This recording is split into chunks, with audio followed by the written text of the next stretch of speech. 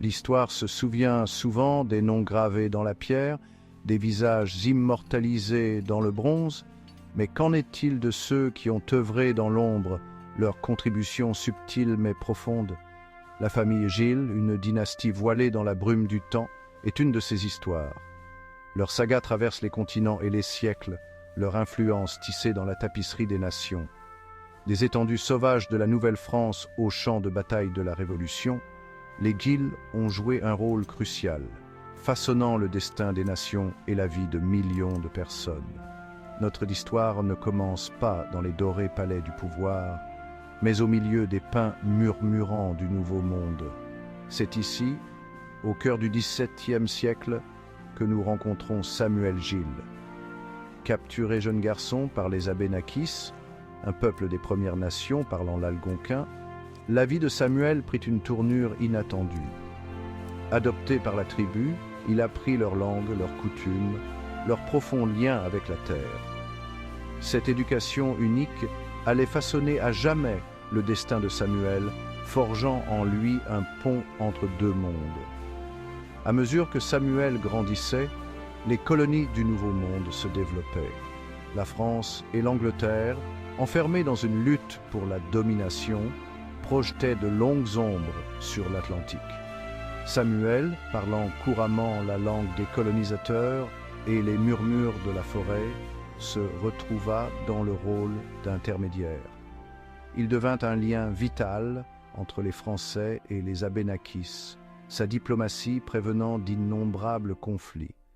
Sa vie fut une vie vécue à la frontière, un témoignage de la puissance, de la compréhension et de la force durable de l'esprit humain. L'héritage de Samuel, cependant, allait s'étendre bien au-delà de sa propre vie. Il planta les graines d'une famille vouée à la grandeur, une famille dont l'histoire allait s'entremêler avec certains des événements les plus importants de l'histoire de l'humanité. Les Gilles, façonnés par le creuset du Nouveau Monde, allaient laisser leur marque sur la Révolution américaine, la Révolution française et la longue et ardue lutte pour l'égalité aux États-Unis. Leur histoire, bien que largement méconnue, témoigne de la force durable de la famille, de la marche implacable du progrès et des mains cachées qui façonnent le cours de l'histoire. Les forêts du Nouveau Monde étaient un lieu d'une grande beauté et d'un immense danger. Pour un jeune garçon arraché au confort familier de la vie européenne, l'expérience aurait pu être absolument terrifiante. Pourtant, Samuel Gilles, avec une résilience qui démentait son jeune âge, a embrassé sa nouvelle réalité.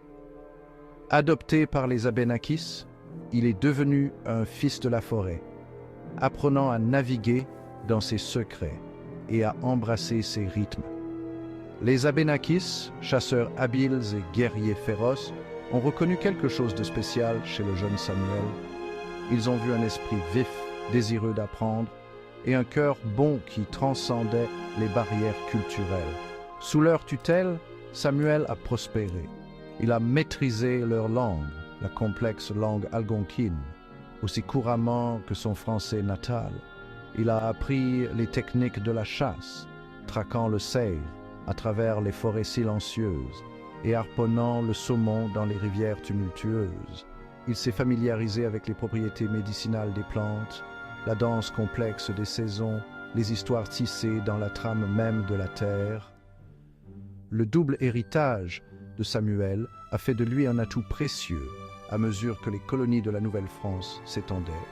Les Français, désireux d'exploiter les richesses du commerce des fourrures, comptaient beaucoup sur la bonne volonté des Abénakis. Samuel, capable de se déplacer sans effort entre ces deux mondes, est devenu un intermédiaire indispensable. Il a traduit des langues, négocié des traités et aidé à maintenir une paix fragile dans une terre déchirée par la suspicion et la méfiance. Son succès n'était pas seulement dû à ses compétences linguistiques. Samuel possédait une compréhension innée des deux cultures, une sensibilité à leurs coutumes et croyances respectives.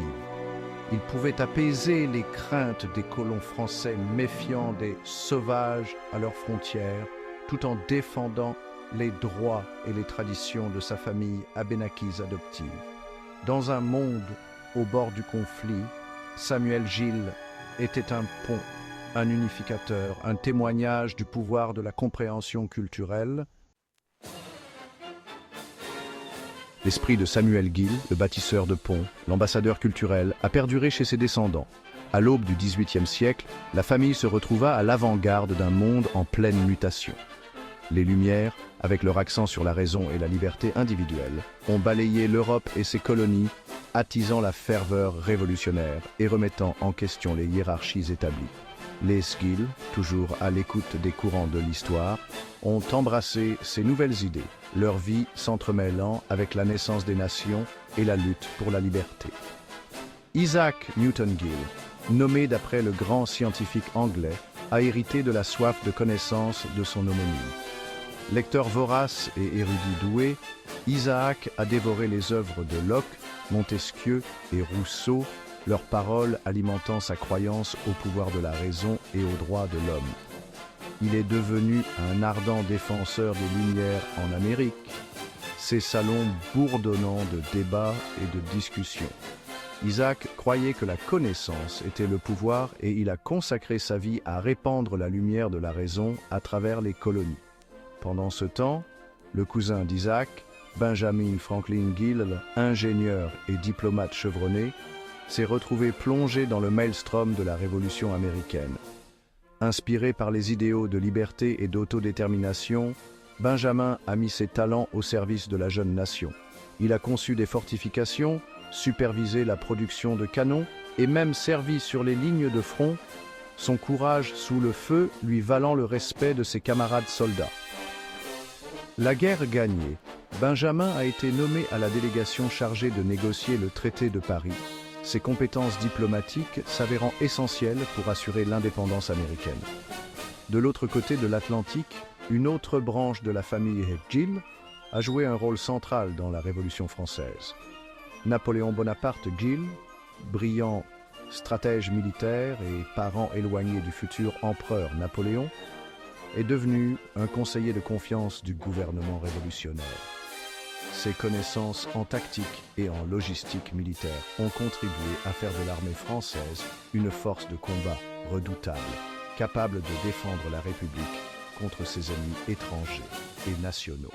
Napoléon Bonaparte Gill, bien que moins célèbre que son illustre parent, a joué un rôle crucial dans les années tumultueuses de la Révolution française, ses contributions résonnant dans les couloirs du pouvoir.